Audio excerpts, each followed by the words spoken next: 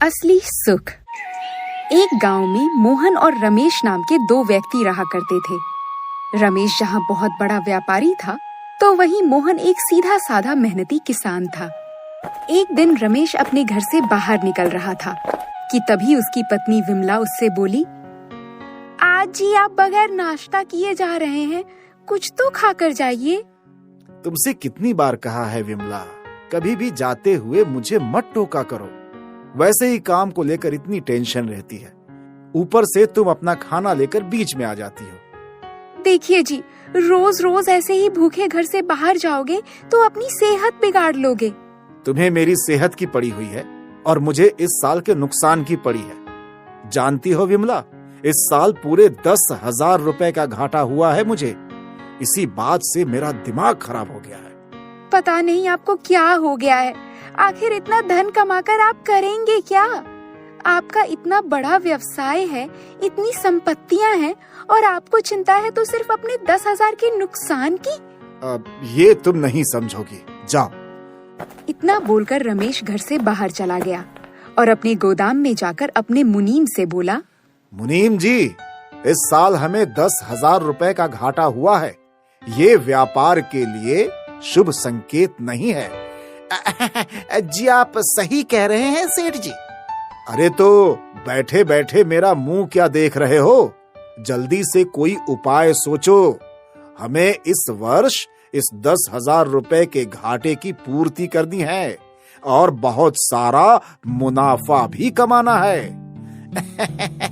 सेठ जी, इसका तो सिर्फ एक ही उपाय है। हमारे पास बहुत सारी खेती है, हम उसमें से जो फसल उगाते हैं वही हम बाजार में बेचते हैं। आप अपने व्यापार के हिसाब से कुछ किसानों की उपजाऊ जमीन खरीद लीजिए।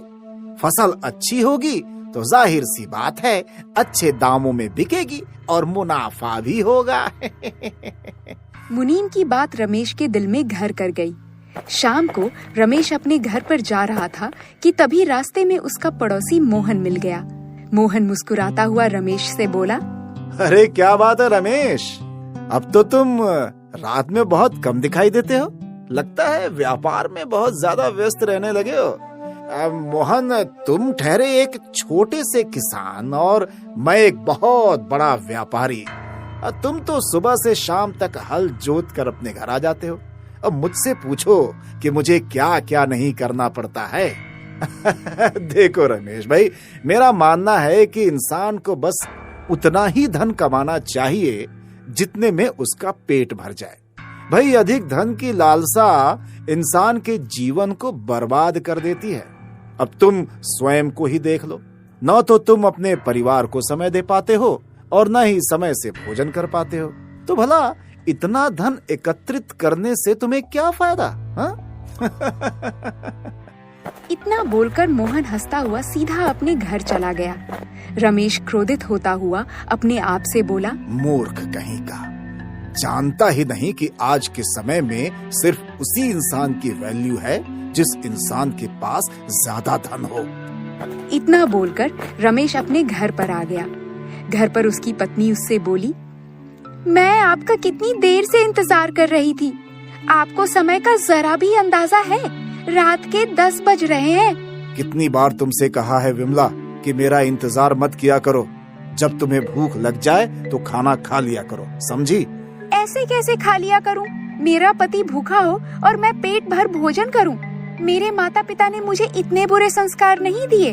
विमला, तुम अच्छी तरह से जानती हो कि मैं व्यापार में कितना ज्यादा व्यस्त रहता हूँ और अभी भी मुझे बिल्कुल भूख नहीं है। मैं बहुत थका हुआ हूँ। तुम खाना खा लो, मैं सोने जा रहा हूँ। इतना बोलकर रमेश अपने कमरे में चला गया और विमला मायूस होकर अकेले खाना खाने बैठ गई।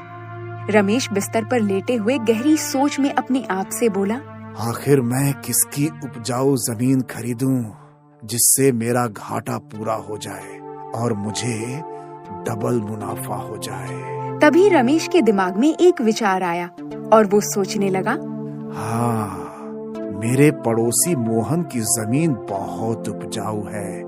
भले ही वो कम है, लेकिन उसमें फसल बहुत अच्छी होती है।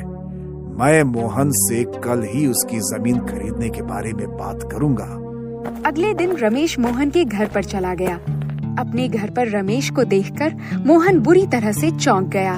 अरे क्या हुआ रमेश, आज तुम अपने गरीब पड़ोसी किसान के घर का रास्ता कैसे भूल गए? जरूर कोई खास बात होगी, तभी तुमने अपने दर्शन दिए हैं मुझे। मुझे तुमसे एक बहुत ही ज्यादा खास काम है मोहन। हाँ बोलो ना, क्या काम है? मैं तुम्हारी क्या मदद कर सकता हूँ? मोहन, मुझे जो है तुम्हारी जमीन खरीदनी है और मैं तुम्हारी जमीन के मुंह मांगी कीमत देने के लिए तैयार हूँ, क्योंकि तुम्हारी जमीन उपजाऊ है और उसमें फसल बहुत अच्छी होती है। कोई भी